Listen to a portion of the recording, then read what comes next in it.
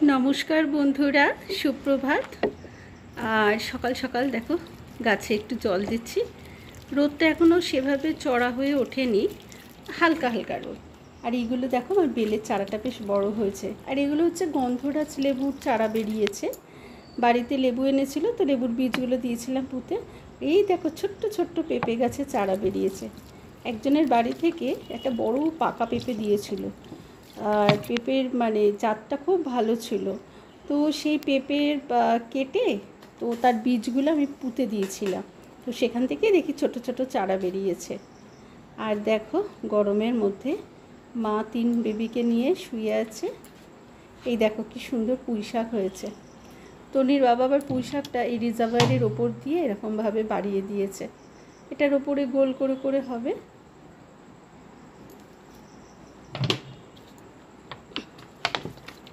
অপরাজিতা ফুল গাছটা একটু শুকিয়ে গেছে, মাঝে মাঝে জল দিই, তাও বেশি এই জায়গাটা বেশি রোদ পড়ে সারাদিন, তো ওই জন্য শুকিয়ে গেছে। এদিকে দেখো ছোটো ছোটো উচ্ছে গাছ হয়েছে, আর এই একটা ছোট্ট পেঁপে গাছও হয়েছে। এই দেখো লঙ্কা গাছ, আর এই যে উচ্ছে গাছ আর বেলি ফুলের গাছ, দুটো একেবারে জড়িয়ে গেছে। এখানে না আগে একটা বড় পেঁপে গাছ ছিল, সেই আমফান ঝড় হলো, তখন পেঁপে গাছটা পুরো উল্টে পড়ে ভেঙে গিয়েছিল। এখন দেখছি আবার একটা পেঁপে গাছ হয়েছে।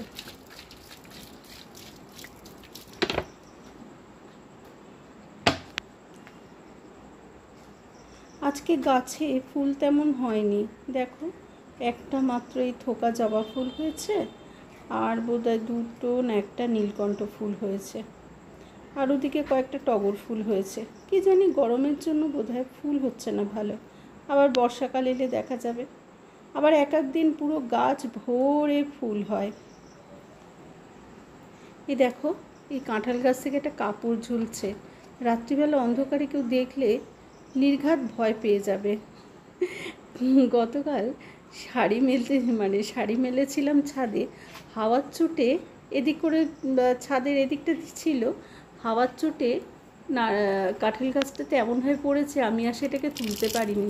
তন্নির বাবা ফ্রি হলে তন্নির বাবাকে বলবো যে, মানে ওর বাবা তো অফিসে থাকে, এবার যখন আসবে রাত্রিবেলা তখন অসুবিধা হয়, তো তন্নির বাবা ফ্রি হলে ওকে বলবো কেড়ে দিতে, কারণ আমার হাত আর যাচ্ছে না, চেয়ারের ওপর উঠেও পারিনি। ছাদের গাছগুলোও দেখো শুকিয়ে গেছে। এদিকে কি সুন্দর ছোট্ট ছোট্ট দুটো ফুল হয়েছে।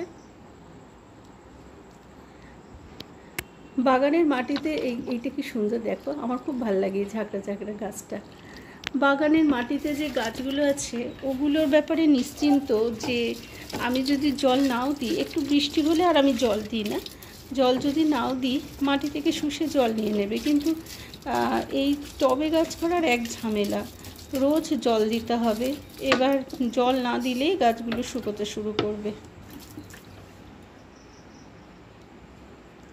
সামনেই তো বর্ষা আসছে, ভাবছি আরও কতগুলো গাছ একটুখানি ছাদে টবে পুঁতবো, খুব ইচ্ছা আছে আমার না।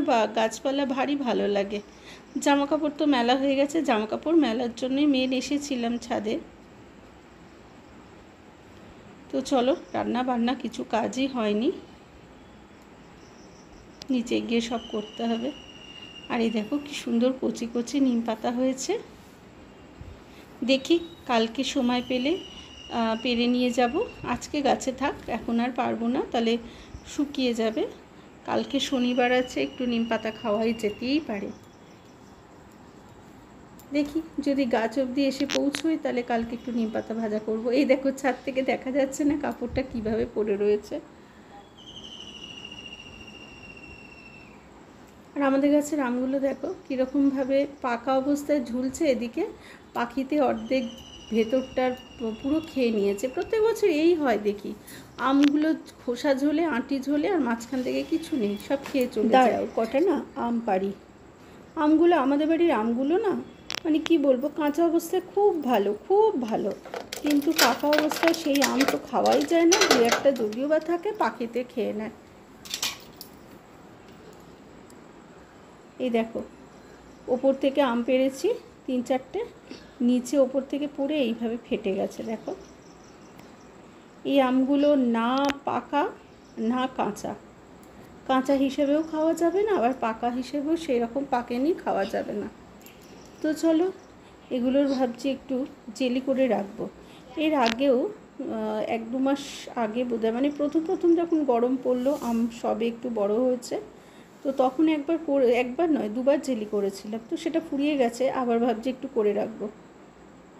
এদিকে দেখো রান্নাঘরে চলে এসেছি, ভাতটা বসিয়ে আমি এইসব কাজ করছিলাম। তো ভাতটা হয়েই এসেছে, এবার নামাবো। আর ডালও সেদ্ধ করে রেখেছি, ডালে এবার একটু ফোড়ন দিয়ে নেব।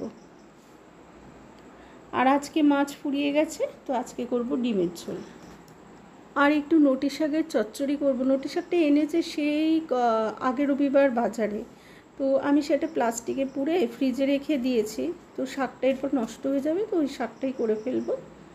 ডাল সেদ্ধটা হয়েই যখন গেছে, এটাকে আগে ফোড়ন দিয়ে নিই, ফোড়ন দিয়ে তারপরে বাকি কাজগুলো করব।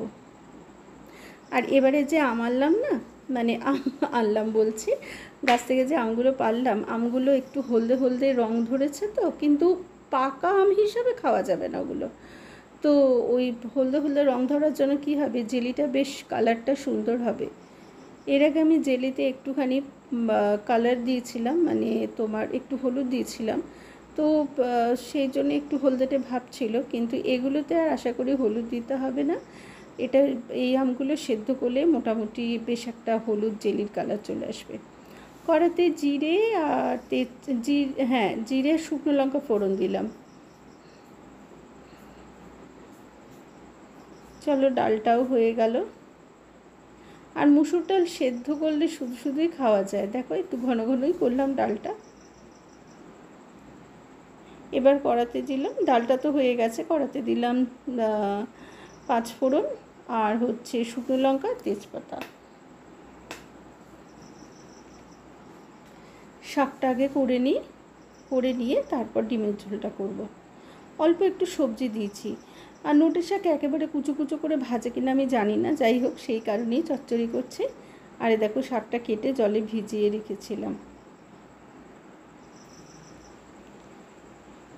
আগে এটা ভালো করে সেদ্ধ হোক, এর মধ্যে একটু নুন, হলুদ আর একটু মিষ্টি মানে চিনি দেব। আর হ্যাঁ, এটা হয়তো সবাই জানো, তাও বলছি, শাকে কিন্তু নুনটা কম দেয়, মিষ্টিটা বেশি দেয়। তো চলো আমার শাক রেডি, এবার ডিমের ঝোলটা করে ফেলি। আলু আর ডিম আমি আগেই সেদ্ধ করে রেখেছিলাম। আর এই তেলের মধ্যে একটুখানি হলুদ দিয়েছি, মানে ডিমটা ভাজতে ভাজতে বেশ একটা সুন্দর কালার চলে আসে, তো সেই জন্য দিয়েছি একটু হলুদ। চলো আলু ডিমটা ভেজে এর মধ্যে একটু মশলা দিয়ে দিই। আমি রবিবার দিনকে যে মাংস করেছিলাম, তো একটু সেই মশলা থেকে গিয়েছিলো, টিফিন বক্স করে রেখে দিয়েছি, তো সেটাই দিয়ে দেবো। চলো দেখো আলু ডিমটা ভাজাও হয়ে গেছে। আর এর মধ্যে না আমি একটু জিরে আর তেজপাতা দিয়ে দিয়েছি ভাজতে ভাজতে। এবার একটু মশলাটা কষিয়ে নিয়ে তারপর ডিম আলুটা দিয়ে দেবো, একটু চাপা দিয়ে একটু সেদ্ধ করব। আর এই যে মশলাটা দিলাম বাটির মধ্যে, এর মধ্যে রয়েছে নুন, হলুদ আর একটু জিরে গুঁড়ো, একটু সস দিয়েছি আর আদা বাটা।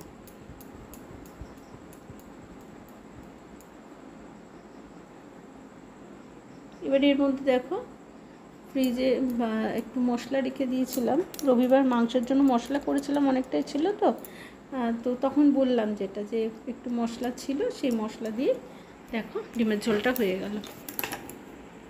এবার এটা একটু ফুটুক, কারণ আলুটা সেদ্ধ হয়ে গেছে, ডিমের সাথেই সেদ্ধ করেছে, কিন্তু একটু কাঁচা ভাব রয়ে গেছে, তো এটা সেদ্ধ হয়ে যাবে ভালো। আজকের মতো আমার দুপুরের রান্না তো রেডি।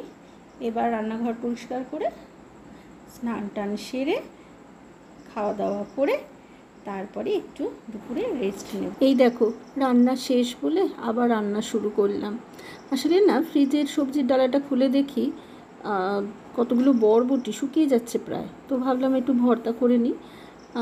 তো এখানে কড়াতে দেখো একটু রসুন দিয়েছি, রসুনটা ভেজে তার মধ্যে একটু পেঁয়াজ, কাঁচা লঙ্কা সব দিয়ে দিলাম। এবার ওই বরবটিটা আমি সেদ্ধ করে রেখে দিয়েছিলাম, সেদ্ধ করে অল্প জিনিস তো, আর শিলপাতে নিয়ে সেদ্ধ করে হাত দিয়ে চটকে রেখে দিয়েছিলাম, তো সেটাই এর মধ্যে দিয়ে দিলাম। এর মধ্যে এবার একটু নুন আর হলুদ আর একটু মিষ্টি দিয়ে দেবো, হয়ে যাবে। আর গ্যাসটা সিম করে কাজটা করলাম। তো চলো আজ এখানেই শেষ করি। সবাই খুব ভালো থেকো।